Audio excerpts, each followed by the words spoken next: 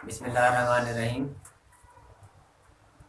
आज परवेज़ मुशर्रफ जो कि साबका सदर हैं और साबका आर्मी चीफ भी हैं, कल जो उनके मुखालफत में जो फैसला आया संगीन गद्दारी केस का, उस पर मुल्क भर में मुजाहरे हो रहे हैं, आवाम सड़कों पर हैं और आवाम इस फैसले को नहीं मान रहे।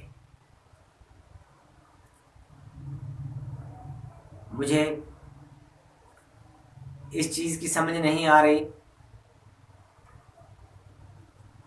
कि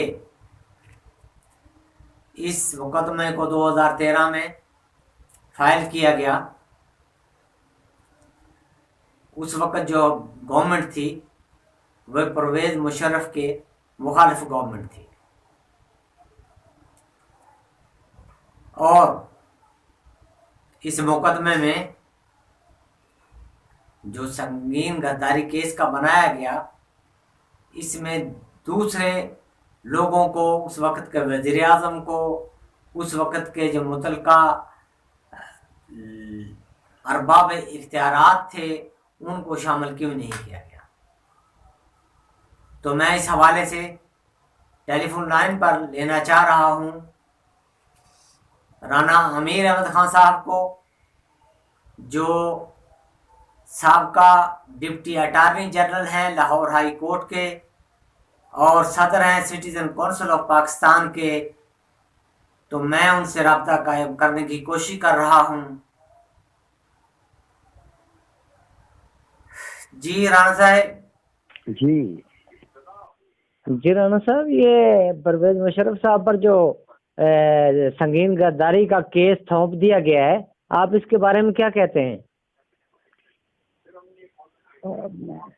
मुझे दुख पहुंचा है जिस तरह से ये ट्रायल किया गया है, क्योंकि बात यह है ट्रायल में नजर आना चाहिए, इंसाफ होता हुआ नजर आना चाहिए। और लेकिन यानी जो प्रिंसिपल अक्यूज है, बल्कि एक ही अक्यूज रखा हुआ है, जबकि आर्टिकल 6 का जो क्लास 2 है जी उसे साथ पढ़ा जाए। इसमें तो जो लोग इस जुर्म में शामिल होते हैं, यानत करते हैं, मत करते हैं, साथ देते हैं, उन सबको शामिल किया जाना चाहिए था। तो सिंगल आउट किया गया है जनरल मुशर्रफ को, और ये जाहिर करता है कि ये जाती दुश्मनी और इंतकामी कार्रवाई सारी की गई है। क्योंकि अगर आइन की रूह के मुताबिक अगर ये ट्रायल होता तो इसमें एक तो ये नवाज शरीफ हुकूमत ने किया और बिल्कुल इसमें इंतकाम की बू नजर आ रही है सरीहन। जी सिंगल आउट करना, दीगर जो उनके कैबिनेट के मेंबर्स थे और जो वजीर कानून थे, खास तौर पे जी पहले मुशर्रफ के थे, बाद में इनके हो गए, जब मुशर्रफ के वजीर कानून हो गए और फिर नवाज शरीफ के वो बन गए बाद में मुशर्रफ को छोड़ के। जी तो इस तरह से उनको शामिल क्यों नहीं किया गया मुल्ज़मान में? तो ये ट्रायल जो है ये बिल्कुल सही खतूत पे इसे चलाया ही नहीं गया। फिर सबसे बड़ी बात, जिसे अक्यूज आपने बनाया है या मुशर्रफ, उनका बयान नहीं लिया गया, आपने एक तरफा फैसला कर लिया। इसमें जल्दी की तो बात ही नहीं थी। जब मुशर्रफ ने ये कह दिया था कि आप कमीशन बना दें, मेरा आके यहाँ बयान ले लें, मैं बीमार हूँ, हॉस्पिटलाइज हूँ, जी तो क्यों नहीं कमीशन बना के भेज दिया गया, क्यों नहीं उनका बयान लिया गया जी। और दीगर मुल्ज़मान को क्यों नहीं शामिल किया गया? तो ये मैलाफाइड ही है। पहले मतलब बदनीयती से ये केस फाइल हुआ जी। और बहुत सारे फैसले हैं जो बदनीयती से जो फाइल होते हैं, ऐसे ट्रायल होते हैं, वो एब इनिशियो, शुरू से ही वो बिल्कुल जो हैं काबिले काबिले क्या कहेंगे, तनसीख है। हाँ, काबिले तनसीख है, उनको चलना ही नहीं चाहिए था। हाँ, तो ये मुकदमा जो है, ये जो सजा दी गई है, ये बेहद अफसोसनाक है। और इस पे आप देखें मुल्क के चारों सूबों में इस पे जो है बहुत दुख का इजहार किया जा रहा है। बहुत सारी आज रैलीज निकली हैं और लोग जो हैं अपने गमो गुस्से का इजहार कर रहे हैं। तो हुकूमत को इस जमन में मैं समझता हूँ हुकूमत ने भी देर की है, इसमें थोड़ी सी तसाल हुआ है। उनको ये केस शुरू में ही वापस ले लेना चाहिए था। हुकूमत की तरफ से चूंकि फाइल हुआ है, ये फाइल तो हुआ है नवाज शरीफ हुकूमत की तरफ से। जी, लेकिन इस हुकूमत को देखते हुए कि ये सही तरीके पे फाइल नहीं हुआ, सही मुल्ज़मान इसमें नामजद नहीं हुए, इस केस को इन्हें वापस ले लेना चाहिए। जी, अब भी मौका है, मैं समझता हूँ। ये माफी की बात ना करें। माफ करना जो है वो उनको डैमेज करने वाली बात होगी जनरल मुशर्रफ को। जी, माफ भी किया जा सकता है, लेकिन माफी कैसी? केस ही नहीं बनता है ये सिरे से।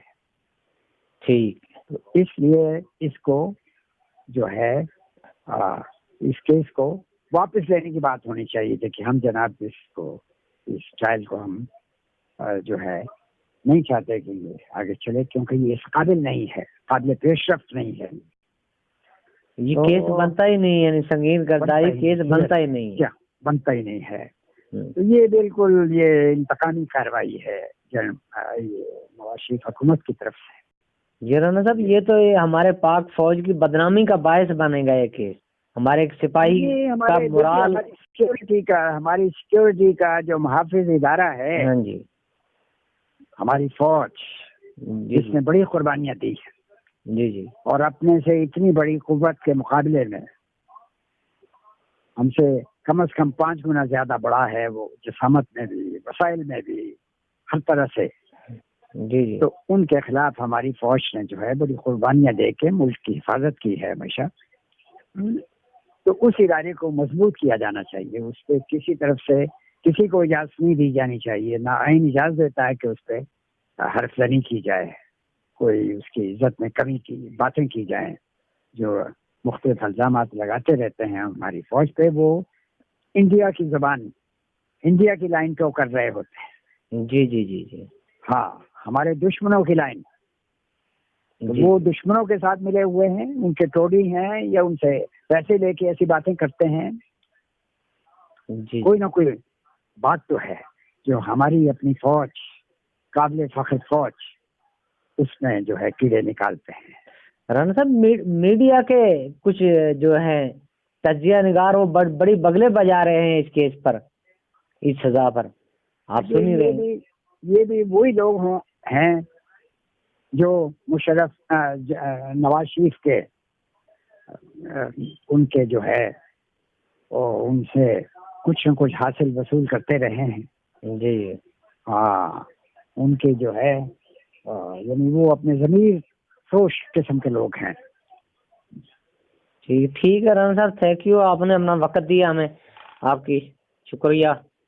थैंक यू, शुक्रिया। राना साहब का कहना है कि ये मुकदमा बनता ही नहीं था। ये मुकदमा जाती रंजिश की बिना पर बनाया गया।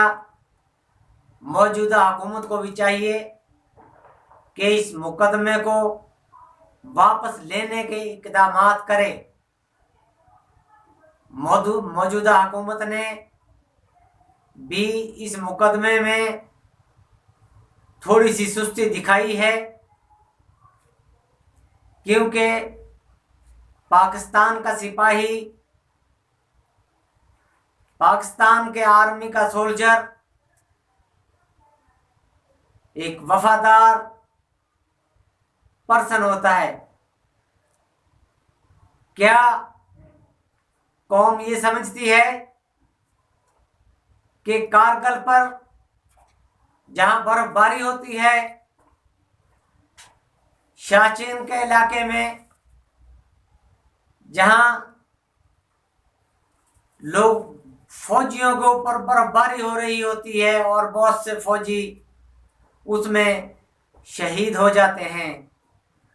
कौम को और इन मुकदमा करने वालों को, मुकदमा को कंसेप्ट करने वालों को सोचना चाहिए, क्या एक फौजी क्या 10, 20, 30 या 50 हजार के लिए अपनी जान को जोखिम में डाल रहा होता है बर्फबारी में? नहीं मेरे भाई, वो इस पाकिस्तान की सरहद की हिफाजत के लिए वहां बैठे होते हैं गर्मी सर्दी में। मेरे भाई, सबसे ज्यादा मुखलस जो इदारा इस वक्त पाकिस्तान में काम कर रहा है वो पाकिस्तान आर्मी है। तो पाकिस्तान आर्मी की मुखालफत करने वाले, पाकिस्तान को की आर्मी को कमजोर करने वाले, तो मैं ये समझूंगा कि वो इंडियन एजेंट हैं। वो पाकिस्तान की दुश्मनी में पाकिस्तान के दुश्मनों के साथ मिले हुए हैं। खुदारा पाकिस्तान की आर्मी को ऐसे इल्जामात से बचाएं और पाकिस्तान आर्मी को मजबूत करें। पाकिस्तान पाइंदाबाद।